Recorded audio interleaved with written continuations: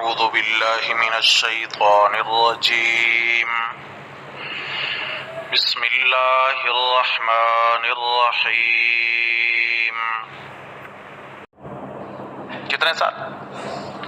تو ایمان سے بتائیں انہوں نے نبی علیہ الصلوۃ والسلام کی نمازیں نہیں دیکھی ہوں گی؟ بولو بھائی. جس طرح ہم قرآن مقدس کو بے عیب سمجھتے ہیں، میرے نبی صلی اللہ علیہ وسلم کی مبارک زبان سے نکلی ہوئی احادیث اور فرامین کو بھی بے عیب سمجھتے ہیں. ہمارا ایمان ہے. تو حضرت انس رضی اللہ عنہ فرماتے ہیں کہ میں نے رسول اللہ صلی اللہ علیہ وسلم کے پیچھے بھی 10 سال تک نمازیں پڑھی ہیں. ان کے بعد حضرت ابو بکر صدیق رضی اللہ عنہ کے پیچھے بھی نمازیں پڑھی ہیں.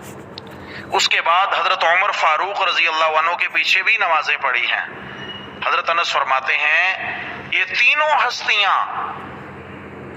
ہستیاں نماز میں قرات کا آغاز الحمدللہ سے کیا کرتی تھیں، بسم اللہ کو بآواز بلند نہیں پڑھا کرتے تھے. راوی کون ہے؟ حضرت انس رضی اللہ تعالی عنہ. تو بہر صورت جن احباب نے دوسرے انداز سے لیا تو ان کے اپنے دلائل ہیں، لیکن معتبر روایات اسی طرف ہیں کہ قرات کا آغاز کہاں سے ہونا چاہیے؟ الحمدللہ سے. ہمارے کا احترام کرتے ہیں، یہ بات نہیں ہے، ہر ایک کی اپنی تحقیق. تو جو احباب بسم اللہ کو ہر صورت کا جز سمجھتے ہیں وہ قرات کا بھی جز سمجھتے ہیں، اور جو ہر صورت کا حصہ نہیں سمجھتے وہ قرات کا بھی حصہ نہیں سمجھتے. ٹھیک ہے، الحمدللہ سے قرات کا آغاز کرتے ہیں، ایک بات. اور دوسری بات یہ ہے کہ جب بھی قرآن مقدس پڑھنے لگتے ہیں تو بسم اللہ الرحمن الرحیم کیوں پڑھا جاتا ہے؟ یہ بھی میرے نبی صلی اللہ علیہ وسلم کا مبارک فرمان ہے.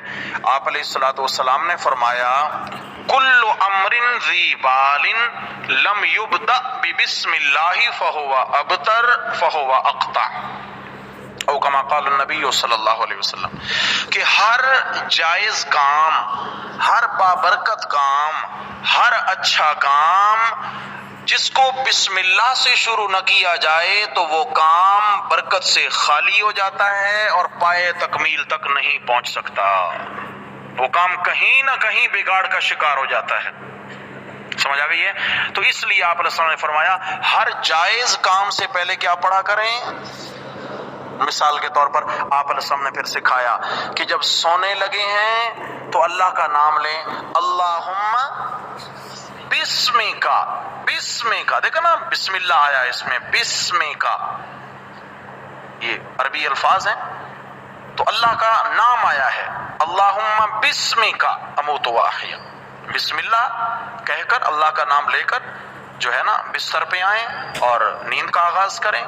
تو کیا ہوگا؟ یہ دعا پڑھ کر جب سوئیں گے تو بھلے نیند میں ہیں، لمبی تان کے سو رہے ہیں، اپنی نیند پوری ہو رہی ہے، تھکن اتر رہی ہے، لیکن فرشتے ساری رات کی عبادت لکھ رہے ہیں. نیند کا آغاز کس چیز سے ہوا؟ بسم اللہ سے ہوا.